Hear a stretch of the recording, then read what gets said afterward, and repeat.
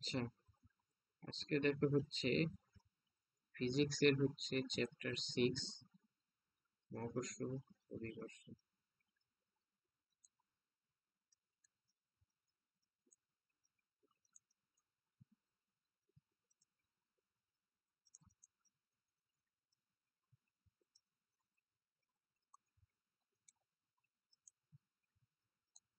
তুমি কি স্ক্রিন দেখতেছো? দেখ- দেখছি। লেখা দেখতেছো? হুম, দেখা যায়। ওকে। আচ্ছা, তো এখানে প্রশ্ন পড়ো, দেখো যে কি বলছে, যে 10 কেজি ভরের একটি বস্তুকে বিষুবীয় অঞ্চল হতে মেরু অঞ্চলে স্থানান্তর করা হলো। পৃথিবীর বার্ষিক গতি ও আহ্নিক গতি যথাক্রমে 365 ডে এবং 24 আওয়ার্স। পৃথিবী এবং সূর্যের মধ্যকার দূরত্ব দেওয়া আছে, পৃথিবীর ব্যাসার্ধ দেওয়া আছে, অভিকর্ষ ত্বরণ দেওয়া আছে। এই হচ্ছে আমাদের ডেটা, যে বার্ষিক গতি মানে হচ্ছে 1 বছরে সে এই সময় নেই, তার মানে তার পর্যায়কাল এখানে দেওয়া আছে। আহ্নিক গতি মানে খুব যায়। 24 ঘন্টায়, মানে সে নিজে ঘুরে আর কি। 24 ঘন্টায় তার নিজের হ্যাঁ, অক্ষে একবার ঘুরে আসতে সময় লাগে। তো আর পৃথিবী সূর্যের মধ্যকার ডিস্টেন্স, এই ডেটাগুলো দেওয়া আছে। তো বলছে সূর্যের চারিপাশে পৃথিবীর রৈখিক গতি বের করো। পৃথিবীর রৈখিক গতি মানে পৃথিবী যে সূর্যের চারিপাশে ঘুরতেছে, এটার পৃথিবীর রৈখিক গতি বের করতে হবে। তাহলে আমরা রৈখিক গতির সূত্র ইকুয়াল টু কি জানি? 2 পাই r ইন্টু টি। তাহলে এখানে পৃথিবীর পর্যায়কাল কত? 300, মানে 65 দিন না? মাত্রই বললাম যে হ্যাঁ, পৃথিবীর পর্যায়কাল 365। আর পৃথিবীর ব্যাসার্ধ কি? আর 6.4 × 10⁶, না সরি, এখানে এ আর বলতে বুঝাইতেছে যে সূর্য থেকে পৃথিবীর ডিস্টেন্স। ঠিক আছে, সূর্য থেকে পৃথিবীর ডিস্টেন্স হচ্ছে হ্যাঁ, 15 কোটি কিলোমিটার, 1.5 × 10⁻11। সো মানে বলছে যে হচ্ছে এখানে যদি এটা সূর্য হয়, এই সূর্যের চারিপাশে পৃথিবী ঘুরতেছে। এই পৃথিবীর আমার হচ্ছে তার বৃত্তাকার গতি না, তার হচ্ছে রৈখিক গতি বের করতে হবে। সেক্ষেত্রে আমার প্রয়োজন হইতেছে যে এখানকার ডিস্টেন্স আর, আর পৃথিবীর পর্যায়কাল টি, মানে টোটাল চারিপাশে ঘুরে আসতে আমার কত সময় লাগতেছে সেই সময়টুকু। 9 নম্বর প্রশ্ন কি বলছে, যে যদি আহ্নিক গতি না থাকতো, তবে পৃথিবীর বিষুবীয় অঞ্চল হতে মেরু অঞ্চলে বস্তুটির স্থানান্তর ফলে ওজনের পরিবর্তন হবে কি? মানে ওজন ইকুয়াল টু কি? W equal to F equal to M G, তাই না? সে এখন বলছে যে যদি পৃথিবীর আহ্নিক গতি না থাকতো, আহ্নিক গতি মানে ওমেগা স্কোয়ার, তাই না? ওমেগা স্কোয়ারের ভ্যালু, ওমেগা স্কোয়ারের ভ্যালু যদি 0 হইতো, তাহলে কি হইতো? যে সব জায়গায় জি এর মান সেম হইতো, তার মানে সব জায়গায় ওজন একই থাকতো। তার মানে আমাদের এইরকম একটা কিন্তু হুম, ইকুয়েশন আছে, এরকম একটা ইকুয়েশন আছে আমাদের কাছে। সেটা হইতেছে যে ল্যামডা অক্ষাংশে জি এর মান। সো ল্যামডা অক্ষাংশে জি এর মান আমরা জানি, G lambda equal to G minus omega square R cos square lambda. So এখানে যদি আমাদের ওমেগার ভ্যালু 0 হয়, তাহলে টোটালটার ভ্যালু আসলে আমাদের কি হয়ে যাইতেছে? 0 হয়ে যাইতেছে। সুতরাং zero. G lambda equal to g, তার মানে তখন সব জায়গায় মানটা সেম থাকবে।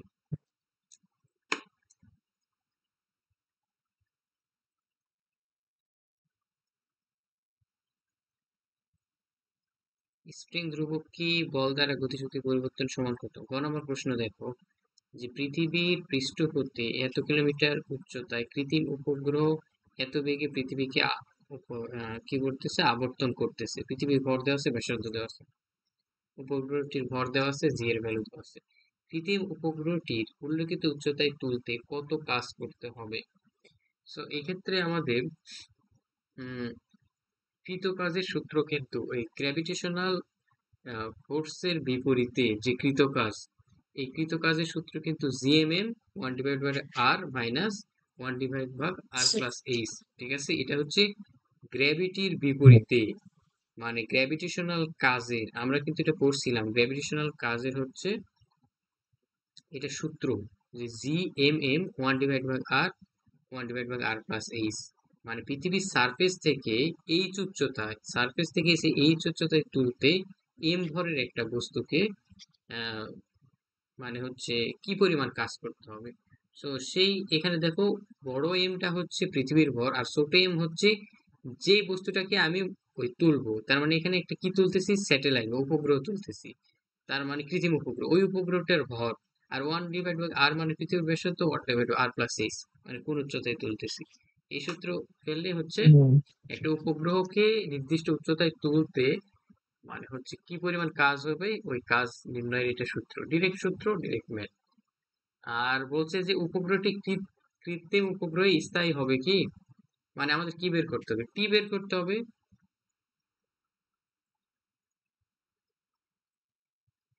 ও আচ্ছা, মানে যে উচ্চতাটায় উঠছে এইচ, ঠিক আছে, ওই এইচ এর ভ্যালু দিয়ে আমাদের কি স্থায়ী হবে কিনা। তার মানে এইচ এর ভ্যালু দিয়ে আমাদের কি বের করব, টি এর ভ্যালু বের করব, তাই না? দুই। এত স্লো কাজ করতেছে কেন?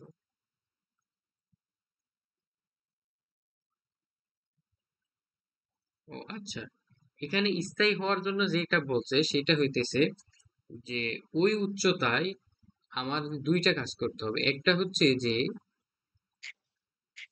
কেন্দ্র কেন্দ্রমুখী বল আর কেন্দ্র বিমুখী বল। মানে যখন আমি একটা নির্দিষ্ট, ধরো যে এটা হচ্ছে পৃথিবীর সারফেস, ঠিক আছে, এই পৃথিবীর সারফেস থেকে হুম। আমি একটা উপগ্রহকে নির্দিষ্ট উচ্চতায় তুলবো।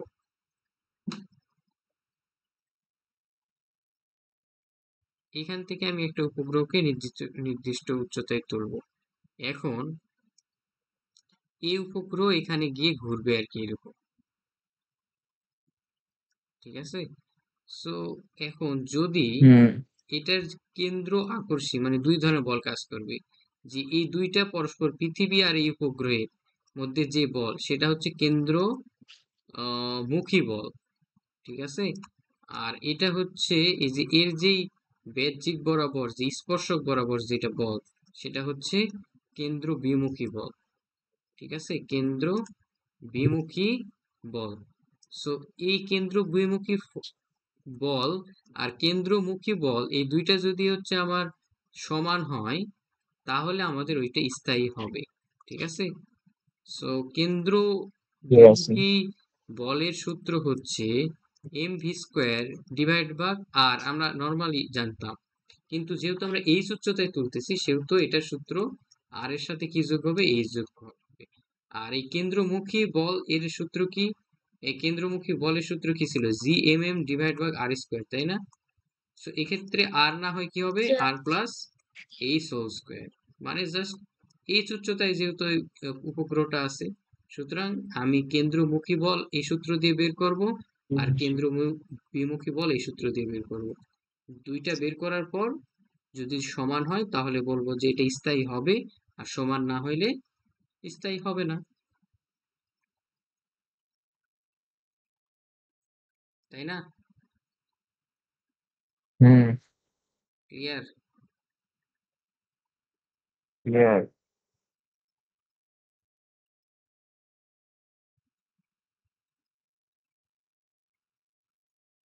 শুনছি। হ্যাঁ,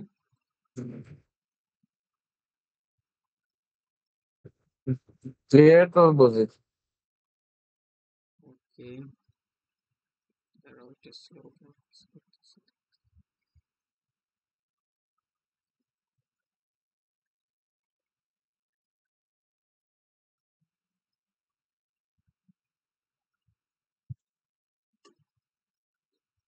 আচ্ছা, 3 নম্বর প্রশ্ন পড়ো, কি বলছে দেখো।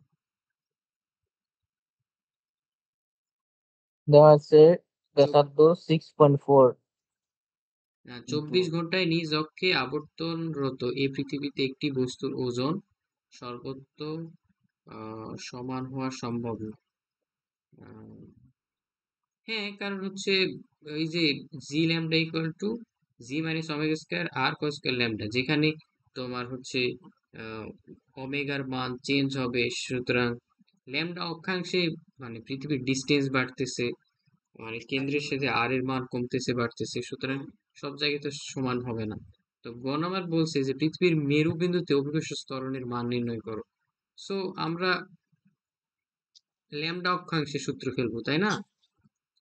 So G lambda equal to কি হবে, জি মাইনাস ওমেগা স্কোয়ার আর কস স্কোয়ার ল্যামডা। সো এক্ষেত্রে আমাদের কি বলে, মেরু অঞ্চলের জন্য ল্যামডার মান কি, মেরু অঞ্চলে ল্যামডার মান 90, তারপরে কস 90 মান কত হবে, কস 90 মান কি 0? 0 হ্যাঁ, cos 90 মান 0, সেক্ষেত্রে পুরাটাই 0 হয়ে যাবে, তাই না? তার মানে জি ল্যামডা ইকুয়াল টু জি। সুতরাং হচ্ছে মেরু অঞ্চলে কি বলে, জি ল্যামডার মান জি মানে হচ্ছে 9.8 মিটার পার সেকেন্ড স্কোয়ার। আর ঘ নাম্বার প্রশ্ন এখানে বলছে যে পৃথিবীর বিষুবীয় অঞ্চলে একটি বস্তুর ওজন শূন্য হতে হলে কৌণিক বেগের মান বৃদ্ধি করতে হবে। আচ্ছা, সো আমাদের কি বলছে যে পৃথিবীর বিষুবীয় অঞ্চল একটি বস্তুর ওজন শূন্য হইতে গেলে, তার মানে কি জি ল্যামডার মান কি হইতে হবে, শূন্য হইতে হবে, তাই না? বিষুবীয় অঞ্চলে জি ল্যামডা কি বলতেছে, শূন্য। ওজন শূন্য মানে জি শূন্য, তাহলে কৌণিক বেগের মান বৃদ্ধি হইতে হবে, গাণিতিকভাবে বিশ্লেষণ করো। সো আমরা ধরলাম যে পৃথিবীর, এটা দেওয়া আছে জি ল্যামডা, জি ল্যামডা মানে জি মাইনাস ওমেগা স্কোয়ার আর কস স্কোয়ার ল্যামডা ইকুয়াল 0। তার মানে এখানে আমাকে এখান থেকে কি বের করতে হবে, এখান থেকে আমাদের ওমেগা বের করতে হবে। সো জি ইকুয়াল টু কি হবে, ওমেগা স্কোয়ার আর কস স্কোয়ার ল্যামডা, এখান থেকে জাস্ট ওমেগা বের করব, ঠিক আছে? সো ওমেগার মান, ওমেগার মান যেটা বের করলাম এইটা তার ইনিশিয়াল ওমেগার সাথে তুলনা করব। ইনিশিয়াল ওমেগা কেমনে বের করে, 2 পাই ভাগ টি। তো এখানে একবার ওমেগা বের হবে, এখানে একবার ওমেগা বের হবে, এই দুই ওমেগার মধ্যে তুলনা করে দেব, তাহলে আমরা বুঝবো যে বেশি হবে নাকি কম হবে।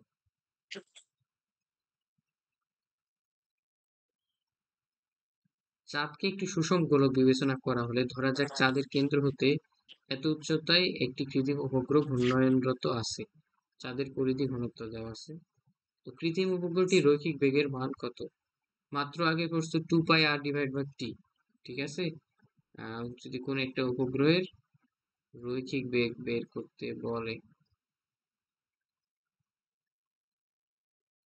তো এখান থেকে কি বের করছে, চাঁদের ঘনত্ব 2 পাই r, চাঁদের ব্যাসার্ধ বের করছে, তো চাঁদের আয়তন, চাঁদের ভর। সো কি সূত্র ফেলছে এখানে দেখো, ও আচ্ছা, এখানে রৈখিক বেগের বইয়ে দেখাইছিলাম রৈখিক বেগের 2-3টা সূত্র আছে, তোমার কি মনে আছে? আছে হ্যাঁ, তো কৃত্রিম উপগ্রহের বেগ হ্যাঁ, জিএম আর প্লাস এইচ। তো এখানে এই এমটা √2 হচ্ছে ওই যে উপগ্রহের মানে বেগ বের করব ওই উপগ্রহের ভর, আর তো ওটার ব্যাসার্ধ এইচ হচ্ছে কত উচ্চতায় আছে। আর ঘ নাম্বার প্রশ্ন বলছে, ও আচ্ছা, ঘ নাম্বার প্রশ্ন মুক্তি বেগ মানে ওইটা আর কি আহ চাঁদের সাথে ফিরে আসবে কিনা নির্দিষ্ট একটা বেগে ফেললে। তো আমরা কি করছি, মুক্তি বেগ বের করছি। মুক্তি বেগের সূত্র কি ছিল, মুক্তি বেগের সূত্র দুইটা সূত্র ছিল, একটা হচ্ছে যে √2 GR, আর একটা হচ্ছে 2 GM divide by R.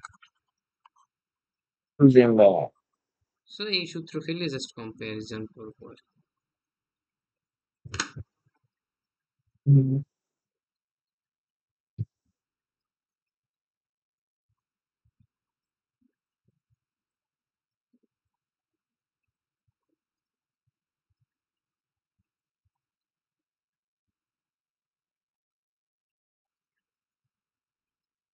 M ভরের একটি বস্তুকে পৃথিবীর কেন্দ্র এবং সুড়ঙ্গের মধ্যে ছেড়ে দিয়ে দেওয়া হলো। পৃথিবীর পৃষ্ঠ জি এর মান দেওয়া আছে, পৃথিবীর ব্যাসার্ধ দেওয়া আছে আর কি। বলছে পি বিন্দুতে অভিকর্ষ ত্বরণের মান বের করো। পি বিন্দু কোথায়? তো ও থেকে পি বিন্দু, পি বিন্দুর গভীরতা কত এটা কি দেওয়া আছে? আচ্ছা, ওপি মানে কেন্দ্র হইতে আহ কেন্দ্র হতে কিন্তু ডিস্টেন্সটা দেওয়া আছে, কিন্তু সবসময় ডিস্টেন্স আমরা কই থেকে মাপি? পৃথিবীর সারফেস থেকে না? মানে পৃথিবীর সারফেস থেকে এত মিটার গভীরতায় আমরা সাধারণত মাপি। তাহলে কেন্দ্র হতে যদি দেওয়া আছে 5 × 10⁵, তার মানে সারফেস থেকে ওইটা কি হবে? সারফেস থেকে হবে r - 5 × 5, তাই না? এখানে হচ্ছে ওপির ডিস্টেন্সটা দেওয়া আছে, আমরা সারফেস থেকে ডিস্টেন্সটা বের করে নিব এইচ। কারণ আমরা এই যে নির্দিষ্ট দূরত্বে যে অভিকর্ষ ত্বরণের মানটা বের করি, ঠিক আছে, ওই অভিকর্ষ ত্বরণের সূত্রটা হচ্ছে সারফেস থেকে এইচ গভীরতায়, কিন্তু এখানে দেওয়া আছে কেন্দ্র থেকে এইচ উচ্চতা। তার মানে আমার টোটাল আর ব্যাসার্ধ থেকে ওই কেন্দ্র ওপির ডিস্টেন্স মাইনাস করলে আমরা পাবো এইচ, ঠিক আছে। সেই কারণে মাইনাস করছে, মাইনাস করে হচ্ছে জি এর সূত্রে বসাই দিচ্ছে। তুমি কি এটা বুঝছো?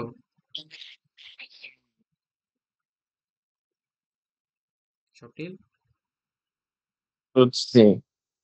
মানে এখানে কেন মাইনাস করছে এটা কি বুঝছো তুমি? গভীরতার জন্য। হ্যাঁ, এইচ এর জন্য, কিন্তু দেওয়া আছে কি সারফেস থেকে না দিয়ে কেন্দ্র থেকে উচ্চতা দেওয়া আছে, এই কারণে আর কি। সুড়ঙ্গ ছেড়ে দিলে দোলনকাল নির্ণয় করা সম্ভব কিনা? তো দোলনকাল ইকুয়াল টু কি? 2π√ওভার আর হুম। ভাগ জি, আর বাই ঠিক এস আছে। By G. So, এখান থেকে দুই ভাবে বের করাইছে আর কি, যেভাবে বের করে। পর্যায়বৃত্ত।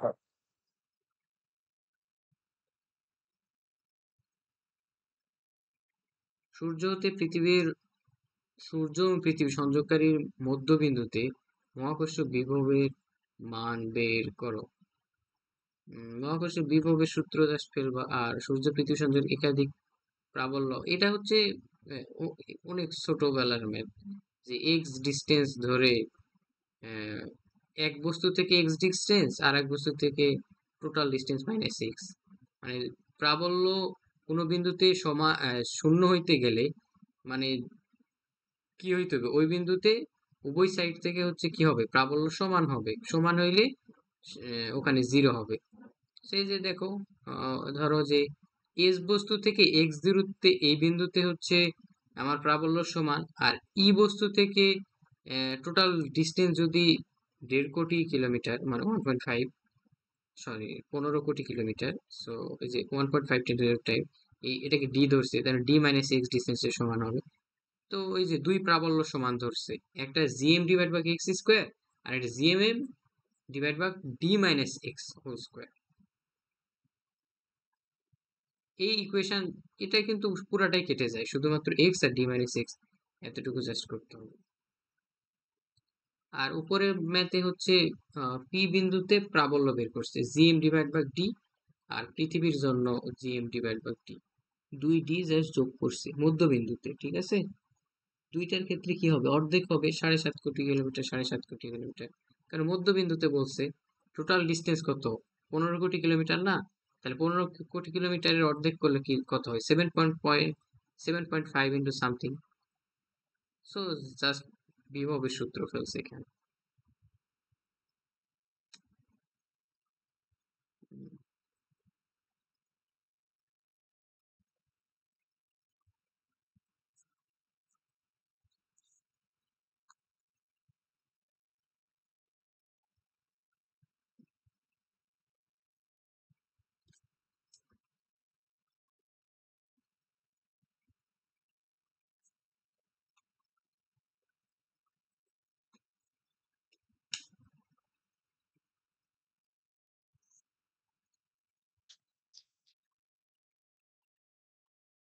কৃত্রিম উপগ্রহটির বেগ নির্ণয় করো।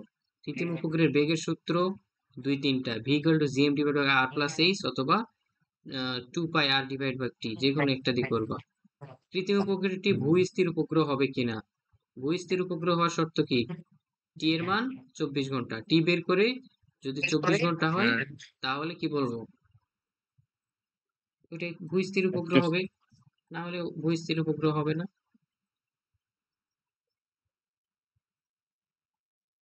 কৃত্রিম উপগ্রহের কেন্দ্রমুখী ত্বরণ, তো কেন্দ্রমুখী ত্বরণের সূত্র কি, আমরা জানি ভি এর সূত্র, তাই না? তো ভি এর সূত্র জানলে ত্বরণ বের করা খুব ইজি, কারণ হচ্ছে ভি দিয়েই ত্বরণ বের করা যায়। তো কেন্দ্রমুখী ত্বরণ হচ্ছে v square divide by r, কিন্তু যেহেতু কৃত্রিম উপগ্রহ সেহেতু হচ্ছে v square divide by r না হয়ে v square divide by R plus H.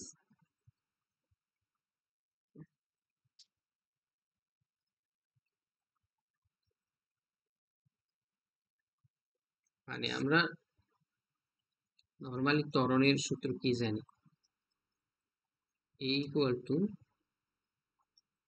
V square divide by r না। সো এখানে আর না হয়ে, মানে এ আর লেখা হয়, তো এখানে আর না লেখা হবে V square divide by R plus H. So এই যে ভি কই থেকে বের করব, ভি হচ্ছে GM divide by R plus H, কৃত্রিম উপগ্রহের রৈখিক বেগ। তো রৈখিক বেগের উপর স্কোয়ার করে আর প্লাস এইচ করবো, শেষ কেন্দ্রমুখী ত্বরণ। আর কৃত্রিম উপগ্রহটির মহাশূন্যে মিলিন হয়ে যাওয়ার সম্ভাবনা আছে কিনা, এই ধরনের ম্যাথ কি দিয়ে বের করবো বলতো, স্কেপ ভেলোসিটি, মুক্তিবেগ। মুক্তিবেগের, ওই যে মুক্তিবেগের, হ্যাঁ মুক্তিবেগের এই যে ভেলোসিটি, এটা দিয়ে আমরা তুলনা করব, ঠিক আছে, GM divide by R plus H অথবা 2 GR, এটা দিয়ে আমরা তুলনা করব যে ওই যে 7.5 এর থেকে বেশি বা কম হইতেছে কিনা।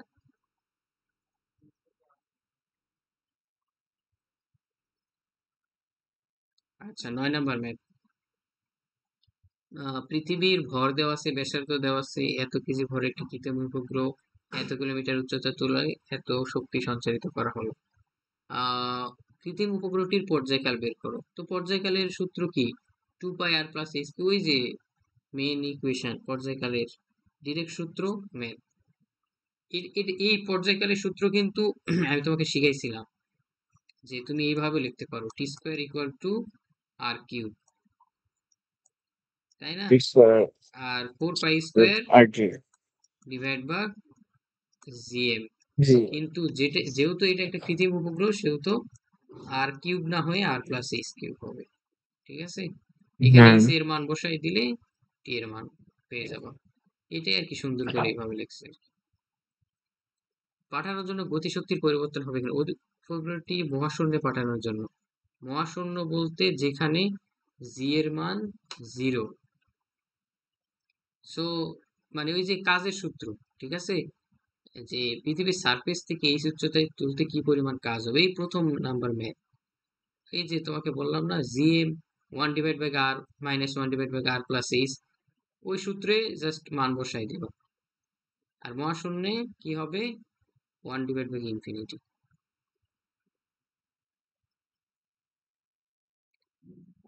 আচ্ছা, এখানে কি বলছে, ডাটাগুলো ব্যবহার করে পৃথিবীর পৃষ্ঠে জি এর মান বের করো। পৃথিবীর পৃষ্ঠে জি এর মান বের করতে বলছে, তো পৃথিবীর পৃষ্ঠে কেমনে জি এর মান বের করে। ও আচ্ছা, এটা একটু প্রমাণ টাইপের যে পৃথিবীর গভীরতায় কত মান, এটা করতে হবে না তোমাকে।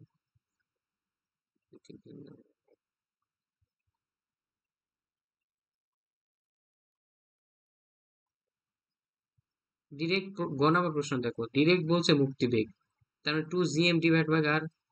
আর ফিরে আসার সম্ভাবনা এটা দিয়ে কি দিয়ে ব্যাখ্যা করবা, ওই মুক্তিবেগ দিয়ে ব্যাখ্যা করব। যে আমার যদি তার মুক্তিবেগের মান নির্দিষ্ট ভ্যালোসিটির থেকে কম বা বেশি হয়, ওই যে 7.5, মুক্তিবেগের 4টা শর্ত আছে না, যে এত থেকে বেশি হইলে উপগ্রহের মতো আচরণ করবে, এত হইলে আর কখনো ফিরে আসবে না, এত হইলে ফিরে আসবে, ওইটা দিয়ে ব্যাখ্যা করব, ঠিক আছে, যে উপগ্রহ ফিরে আসবে কিনা বা কিসের মতো আচরণ করবে, এরকম ম্যাথ হইলেই মুক্তিবেগ দিয়ে করব। 12 নাম্বার ম্যাথ, অভিকর্ষ ত্বরণের মান বের করো। নির্দিষ্ট উচ্চতায় অভিকর্ষ ত্বরণের মান। সো এটা তো ডিরেক্ট এই উচ্চতায় ত্বরণের মান। আর কি বলছে, ঘ নাম্বার ম্যাথটা কি বলছে, যে ও ভূস্থির উপগ্রহ, ভূস্থির উপগ্রহ মানে টি এর মান। এই যে মাত্র টি এর সূত্র লিখে দিছি। এই উচ্চতায় উপগ্রহের ক্ষেত্রে টি এর মান বের করে দেখবা যে 24 ঘন্টা হইতেছে কিনা। 24 ঘন্টা হইলে ওইটা ভূস্থির উপগ্রহ, যদি না হয় তাহলে ভূস্থির উপগ্রহ নয়। কৃত্রিম উপগ্রহের বেগ, গণাবার মান। কৃত্রিম উপগ্রহের বেগ মানে কি, GM divide by R plus H. যেহেতু কৃত্রিম উপগ্রহ সেহেতু আর প্লাস এইচ। কৃত্রিম উপগ্রহের দুইটা সূত্র আছে, জিএম আর প্লাস এইচ। আর কৃত্রিম উপগ্রহ ভূস্থির হবে কিনা আবারও টি এর মান বের করে 24 ঘন্টায় সাথে রিলেট করবা। সূর্য হতে ন্যূনতম দূরত্বে পৃথিবীর কেন্দ্র বিমুখী বল নির্ণয় করো। কেন্দ্রমুখী বলের সূত্র হচ্ছে f g m divide by r square. আর শিক্ষার্থীর হিসাব যথার্থ। শিক্ষার্থী এখানে কি নিয়ে আলোচনা করছে, আহ, ও কাজ, এত কাজ সম্পন্ন করতে হবে। তো তুমি জাস্ট হচ্ছে কাজের যে ফর্মুলাটা আছে না, কাজের ফর্মুলা বসাই দিয়ে মান বের করে তুলনা করবা। এই যে জিএমএম 1/r 1/r2, এটা বের করে জাস্ট তুলনা করছি যে শিক্ষার্থীর মতবাদ সঠিক আছে কিনা। পৃথিবী উপরে কক্ষীয় বেগ, কক্ষীয় বেগ মানে ওই রৈখিক বেগই আর কি, ভেহিকল জিএম ভাগ আর প্লাস এইচ। বুঝছো, ডিরেক্ট সূত্র আর মেথ। ঢাকার উপর দেখা যাবে কি, উপগ্রহটি সবসময় ঢাকার উপর দেখা যাবে কি, এইটা উম এত কিলোমিটার উপরে একটা কৃত্রিম উপগ্রহ আলোচনা করা হয়েছে, ঠিক আছে। এখন এটার প্রশ্ন বলছে ঢাকার উপর দেখা যাবে কি। যদি ওইটা ভূস্থির উপগ্রহ হয় তাহলে ঢাকার উপর দেখা যাবে, ভূস্থির উপগ্রহ না হইলে ঢাকার উপর দেখা যাবে না। তো আমি টি এর মান বের করছি, টি এর মান বের করে ওইটাকে, সেকেন্ড ছিল তো এটাকে ঘন্টায় প্রকাশ করছি। প্রকাশ করার পর দেখা যাচ্ছে এটা ভূস্থির উপগ্রহ নয়, সুতরাং এটা ঢাকার উপর দেখা যাবে না। ঠিক আছে, ও 15টাই দিছো। ঠিক আছে। আর হুম। এ বিন্দুতে অবস্থান করতে অভিকর্ষ ত্বরণের মান করো। এ বিন্দুতে যে r divide by two, r divide by two এই উচ্চতায় আর ডিভাইড বাই টু এর মান হচ্ছে ইয়া করবা, গভীরতায় আর কি, এইচ গভীরতায়, যেখানে আর এর মান r/2।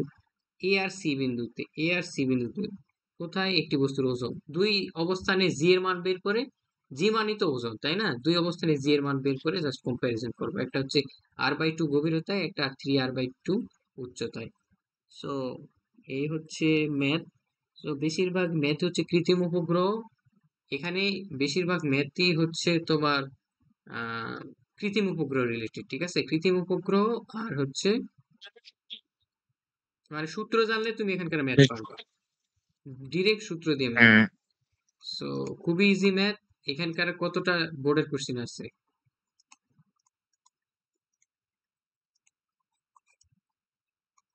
কৃত্রিম উপগ্রহের টি এর সূত্র, কৃত্রিম উপগ্রহের ভি এর সূত্র, আর হচ্ছে ডাব্লু সূত্র, মহাকর্ষীয় বলের জি এম এম ডিভাইড ভাগ 1/r 1 - 1/r2, এরকম রিলেটেড যে সূত্রগুলো আছে কাজ। আর এই যে কৃত্রিম উপগ্রহের 4π² জিএম আর প্লাস এইচ হোল কিউব, আর জিএম ডিভাইড ভাগ আর প্লাস এইচ। আর আরেকটা সূত্র আছে 2πr ডিভাইড ভাগ টি, এখানে যদি ঠিক। কৃত্রিম হয় তাহলে আর প্লাস এইচ ডিভাইড ভাগ টি। ঠিক আছে, আর একটা হচ্ছে যে তোমার হুম। স্কেপ ভ্যালোসিটি, যে আহ, মুক্তিবেগ, মুক্তিবেগ দিয়ে আসতেছিল। মুক্তিবেগের দুইটা সূত্র আছে, একটা হচ্ছে তোমার টু জি রুট এম্পায়ার। ওভার 2g r, আর একটা হচ্ছে 2gm ডিভাইড বাই আর। যদি এই সূত্র, এটাই আর কি। ঠিক আছে, সো হুম। এই কয়টা সূত্র দিয়ে ম্যাথ বা রিপিট আসতেছে। আশা করি পারবা সবগুলা। বোর্ডের যে কয়টা প্রশ্ন আছে কালকে 7টা 8টার মধ্যে করে ফেলবা। কালকে হুম। এই 7:30 পৌনে 8টার দিকে আসবো। ওকে, ঠিক আছে। নাইস।